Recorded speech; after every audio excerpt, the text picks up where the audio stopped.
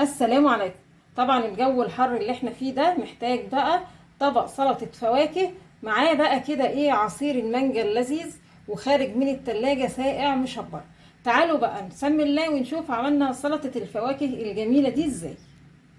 هجيب دولة كبيرة علشان هجمع فيها الفاكهة اللي معايا، مش شرط يكون معاكي كل انواع الفاكهة، يعني حسب المتوفر معاكي.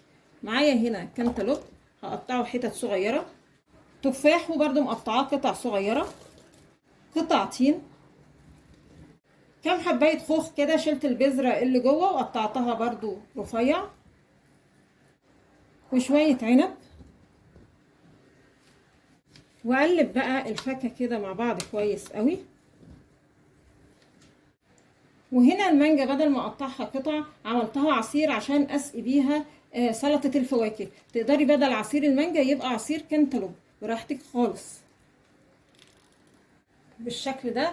عايزه اقول لكم شكل الفاكهه سبحان الله، يعني مع العصير شكلهم حلو قوي. تمام كده، هنقل البولة بقى التلاجة. طبعا هغطيها كويس الاول بستريتش واسيبها شوية كده في التلاجة لحد ما الفاكهة تتشرب العصير ويشربوا كده من طعم بعض. وده الشكل النهائي معانا لسلطة الفواكه بعد ما خرجتها بقى من التلاجة. عايزة اقول لكم بجد سبحان الله ريحتها جميلة جدا جدا. يا رب النهاردة الفيديو البسيط ده يكون عجبكم، وانتظرونا ان شاء الله بفيديو جديد، وما تنسوش الاشتراك في القناة.